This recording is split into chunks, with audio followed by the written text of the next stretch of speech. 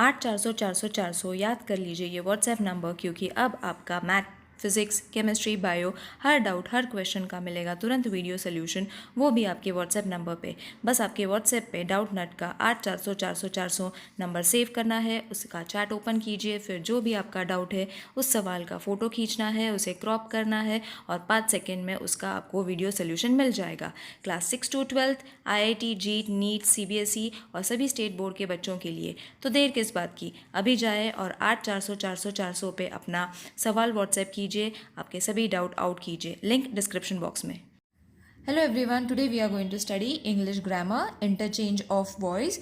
Now there are two types of voices, that is active voice and passive voice. So in this chapter we are going to learn more about active voice and passive voice and how we have to change the sentence from active to passive, from passive to active. Okay, so let's start. Voice in the form of finite transitive verb. Finite means limited. Okay मतलब उसका कोई limit रहता है. Transitive verb which shows whether the subject is doing something or something is being done to it. Okay, so when we will take example, this will be more clear. When the subject does an action or the doer of an action, the verb donating that action is said to be an active voice. मतलब क्या? We'll take an example. एक example लेते हैं. From that example, I will explain you these two sentences. The cobbler mends the shoes. Okay, so इसमें क्या हुआ? Cobbler हो गया subject. Okay, and it is saying something. He is doing something, है ना? और is being done to it. मतलब cobbler क्या करता है? उसका काम क्या है? To mend the shoes. Okay, so the subject is doing something or something is being done to it. Got it? आई बात समझ में? मतलब ये कॉबलर हो गया सब्जेक्ट और वो जो कर रहा है वो हो गया हमारा समथिंग इज बिन डन. अब ये जो समथिंग, जो एक्शन वो कर रहा है, उस चीज़ को हम बोलेंगे active voice. Very simple, keep it simple. Subject है, वो कुछ कर रहा है and that is suppose to be an active voice. My cousin bought a new laptop. अब कज़न हो गया सब्जेक्ट और उसने क्या किया? डूइंग समथिंग ना, तो उसने क्या किया? He bought a new laptop. So therefore it is an active voice. मतलब ये क्लियर कट होता है, सीधा सीधी बात होती है that it is subject has done something, that is active voice. सारा विल क्लीन हर डेस्क. सारा इज अ सब्जेक्ट और वो क्या करने वाली है या कर चुकी है. So she will be cleaning her desk. Got it?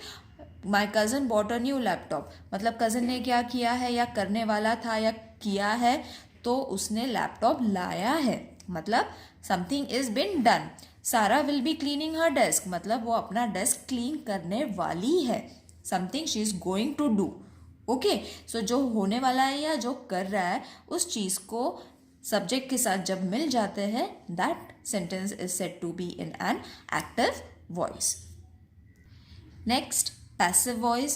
So when the verb donates an action, मतलब देता है, that is received by an subject. Okay, the verb is said to be in passive voice. Now ये जो sentences है children, these are for your explanation. ये आप लोगों को रटना नहीं है या याद नहीं रखना है. आपको सिर्फ concept याद रखना है कि किसको क्या बोलते हैं और किस वजह से क्या होता है. ओके, जैसे एक्टिव वॉइस में था subject doing something, we will underline it. मतलब जब भी आप वीडियो देखोगे it will be clear cut to your mind. Okay, and passive voice में उल्टा होता है. मतलब action is received by the subject. Okay, so my neighbour was find by the policeman. Okay, मतलब क्या हुआ? पुलिसमैन क्या हुआ? सब्जेक्ट हुआ. ओके, एंड वो नेबर को उसको फाइन देना पड़ा. किसको? पुलिसमैन को. A new auditorium will be build here by the mayor. मतलब मेयर क्या करने वाला है? A new auditorium. Got it? An exciting match is been watched by us. Us क्या हुआ? सब्जेक्ट हुआ. तो वो क्या करने वाला है या करने वाली है या कर चुकी है, and that is been received by the subject. मतलब जो हो चुका है उसके साथ An exciting match is being watched by us, मतलब वो चल रहा है. So it is an exciting match being watched by us. It is a passive voice. We will take few topics from this so that it will be more clear, children. अगर नहीं समझ में आ रहा है, please let me know in the comment section. And please let me know if you all want a job sheet or a exercise on this topic. I will be posting it very soon. If you all want it, please comment in the comment section. Now, sentences with one object, जहाँ पे एक object होता है. So while changing from active to passive voice, जब हम change करते हैं active को passive में या passive को active में, the following changes place in the subject, verb and object. तो जब एक्टिव को पैसिव में चेंज करते हैं, देयर आर फ्यू रूल्स. उसमें सब्जेक्ट पहले आना चाहिए, फिर वर्ब और फिर ऑब्जेक्ट. ओके, तो ये याद रखना है जब भी हम चेंज करते हैं एक्टिव को पैसिव में, तो पहले सब्जेक्ट, फिर वर्ब और फिर ऑब्जेक्ट. तो the subject becomes the object becomes the subject, the tense of the verb is maintain. मतलब क्या? Don't worry about these lines. ये एक्सप्लेनेशन है which I will be giving. आपको क्या याद रखना है? From active to passive, this is the pattern that is to be followed. Now for this we will take one example. The teacher subject, explained मतलब हो चुका है, एक्सप्लेन ईडी लग गया है, मतलब it is a simple past tense. Okay. The rules, the teacher explained the rules, मतलब क्या हुआ? Subject. All right. Then the verb which is in simple past tense and the rules that is object. So this is known as active voice. अब हम active को passive में change करेंगे, मतलब this is change into a passive voice. तो कैसे change होगा? The rules were explained.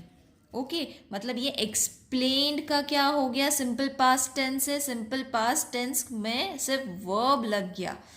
Okay, were explained by the teacher, उसको सिर्फ उल्टा किया, मतलब पीछे से आगे हमने उसकी सीक्वेंस चेंज कर ली.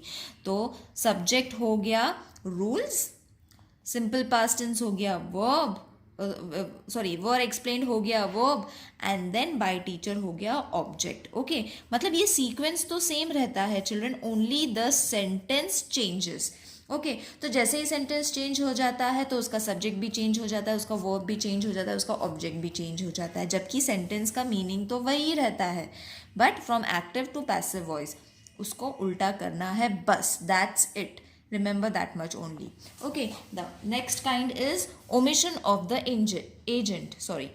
While changing from active to passive voice, the agent proceeds by the preposition by may be omitted when it is not necessary to maintain it. In many passive constructions, the doer is very obvious from the context. So, excuse me. So the first point is, ये सब मैं explain करूँगी from the example. Someone has broken my umbrella. Okay, so this is an active voice. उसको passive में कैसे change किया? उसको उल्टा किया. My umbrella has been broken. Okay, so my umbrella has been broken. Someone लगाने की ज़रूरत नहीं है. People speak English all over the world. Passive voice में उसको कैसे change किया? English is spoken all over the world, मतलब स्पीक का हो गया spoken all over the world. People हमने स्किप कर लिया यहाँ पे, समवन स्किप कर लिया. They will empty the tank. Passive voice में कैसे चेंज होगा? The tank will be emptied. Okay, so यहाँ पे दे हमने ड्रॉप कर दिया. सो ओमिशन मतलब क्या हुआ? जो अननेसेसरी वर्ड्स होते हैं जिनकी ज़रूरत नहीं है सेंटेंस में, तो that sentence can be omitted. Okay, that is known as omission of the agent. Got it? तो हम लोग ये कब करते हैं? जब ज़रूरत नहीं होती है, तब हम लोगों को ये फॉलो करना है, this rule. I think it is clear. It is very easy to remember also. Next is interrogative sentence. Interrogative sentence मतलब question mark. Remember always that while changing from active voice to passive voice, the following changes take place in the interrogative sentences. Who changes by whom? The tense of the verb is maintained and the mark of interrogation is written. मतलब किसने किससे कहा? Okay, then the tense, past tense है, present tense है, future tense है, वो change होता है. तो these are the few points that you all have to remember. And the third and the easiest one is, उसके आगे क्वेश्चन मार्क लगता है. That's it. Okay, so will take examples. Who cut these fruits. तो passive voice में कैसे इसको change करेंगे? This is active voice. इसको पैसिव वॉइस में कैसे चेंज किया? Who cut this fruits, by whom were these fruits cut, question mark. Got it. तो हमने क्या लगा दिया? बाय हुम लगा दिया. Got it. Next we will take who has corrected these test paper, by whom has these test paper been corrected, question mark. Who will prepare our washing machine, who will repair our washing machine, passive voice. By whom will our washing machine be repaired, question mark. easy है. who को by whom में convert कर लेना है, उसका tense change करना है. don't forget to change the tense. okay, and then third में उसको question mark लगाना है. this is very easy to change. okay, from active to passive voice. Next is imperative sentence. Now, while changing from active to passive voice, the following changes takes place in the imperative sentence. The sentence in the passive voice will begin with let. Okay, तो सबसे पहला point हो गया, वो let से शुरू होता है. सेकेंड पॉइंट क्या रिमेंबर करना है? The object becomes the subject. Okay, तो चेंज करने के बाद ऑब्जेक्ट सब्जेक्ट बन जाता है, जैसे हम लोगों ने फर्स्ट रूल में देखा था. Then the tense of the verb is maintain. इसमें टेंस जो होता है, past tense, future tense, present tense, वो चेंज नहीं होता. That is maintain. वो जैसा है वैसे ही रहता है. Got it. So you all have to remember this. And very easy to remember that let से स्टार्ट करना है. That is suppose to be an imperative. Question mark होगा तो इंटरोगेटिव. ओमिशन मतलब सीधे हम लोगों को जो ऑब्जेक्ट है उसी को निकाल देना है. okay, without changing the meaning of the sentence. Now, imperative के examples है shut the door,